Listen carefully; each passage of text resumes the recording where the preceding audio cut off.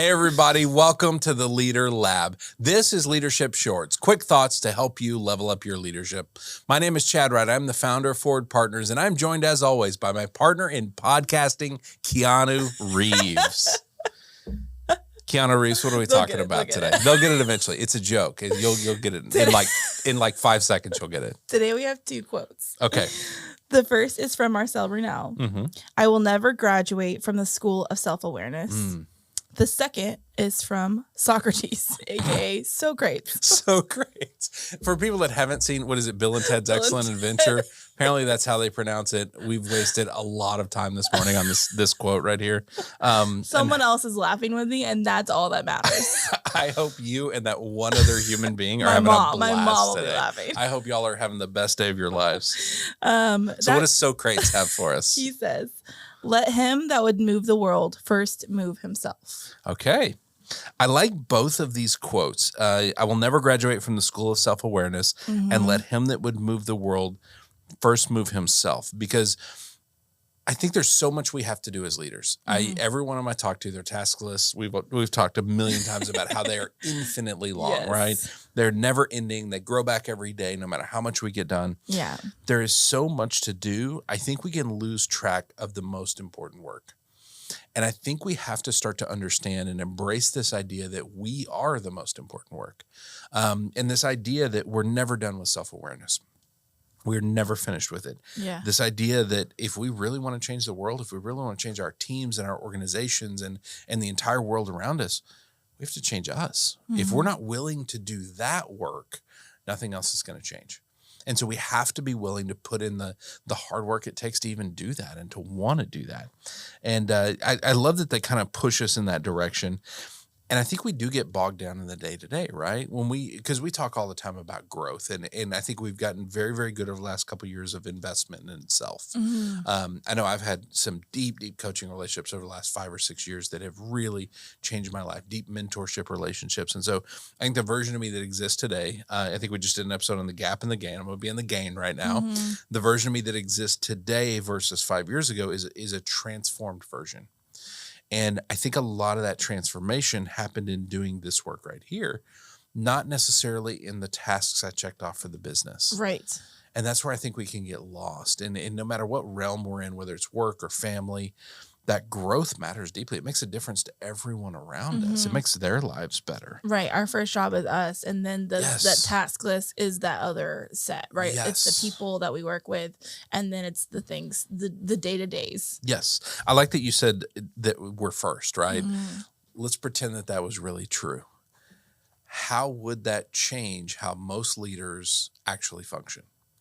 If they said, I am truly the most important investment I'll ever make, and they believe that story, that then dictates how they budget their money, how they budget their time, how they set boundaries around their health and their development and their growth. And what I run into over and over again is leaders who, this idea of I always need to be growing is buried so far under all the things they have to get done. They're not even cognizant of it. Right. They don't even know it's a thing. Their idea of self-growth is just non-existent. And it scares me because there's so many leaders that are in that mode. Right. Who are leading other people. I think that ripple effect is so important. And that's why I keep bringing it up in every episode. Okay. I just realized the book I'm going to write about leading teams, we're going to call it The Ripple Effect. It's we're such going to point a big back to thing. this episode because it really is. It is this ripple effect. How you show up determines how your team goes home. Right. And if you don't even know that you're like in an unhealthy place because the priority of yourself is so low on your list. Unhealthy, but also just kind of stuck.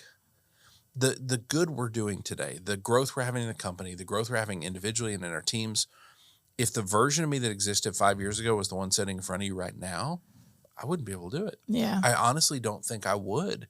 Even this week, we've talked in a past episode. We're all recording this on one day. People are experiencing these weeks apart. But this is a very intense week. And I think back to the version of me that existed 5 years ago, I don't know that he would have known how to navigate this. To have 4 out of 5 days be insanely intense, talking, performing, doing video, doing retreats. Like, I don't think I could have actually stood up to that. It's possible that you could have survived the week, but the impact that you had on the 100%. People during the week would have been less for sure. Yeah, the survival, when you're in survival mode, you're not doing good things. I might have survived, but the impact would not have been there. And then trying to explain empathy and grace people when you literally have none because you're exhausted. Let me tell you why you need to be empathetic and graceful.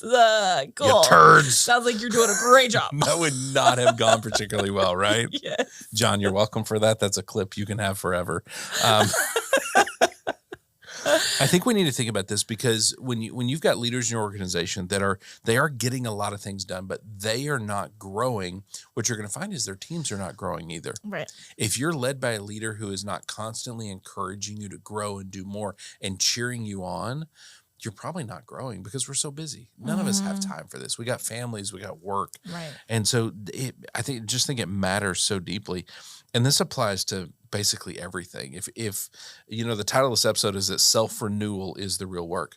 Self-renewal really is that constant growth, that constant renewal. Right. We have this intense week, and part of my job is to spend 2 days this weekend being renewed, resting, bringing life back so that when we hit Monday, we're ready to go. Because guess what? Next week, just as intense as this week. It's going to be a little crazy. Yeah, I like that you called it self-renewal. I think that's really, because like it is that continual piece of it, that it's not, that work is never done either. Right? Yeah, you're always getting better, but you are always renewing yourself. And I think there's something to that understanding. This is a job you will never finish. Like you said, like there is no end point to this. There are these, in the quote of, I will never graduate from the school of self-awareness. There's infinite depths to plumb there, to really try to explore and learn and get better. And being on that growth path, I think, is so vital for leaders, and we lose it. And we got to really focus on it deeply. So leaders, let's talk next steps. Your most important job is you. It is your self-renewal. It is your growth. It's your self-awareness. It's all the things necessary to make sure you show up in a way that you're able to actually lead in a healthy way. Because otherwise what you're doing is damaging your people. You are unintentionally doing damage. You may get a lot of things done, but it's hurting people along the way. And I know you don't mean that, and I know you don't want that. But if you are not focused on your growth, that is absolutely what is going to happen. If you are not committed to renewing yourself, to taking those weekends and those vacations and those times away and disconnecting and being intentional about you, what do you need? Physically, spiritually, emotionally. How do you need to reorient towards health? That should be the primary focus, the first focus of everything you do. And once we got that checked, hey, I'm doing that well. All right, now let's go rock and roll. Putting yourself first will transform your life. I promise you it will. And what you're going to find is when it transforms your life, changes your whole team, as old Socrates told us here. Well, stallions.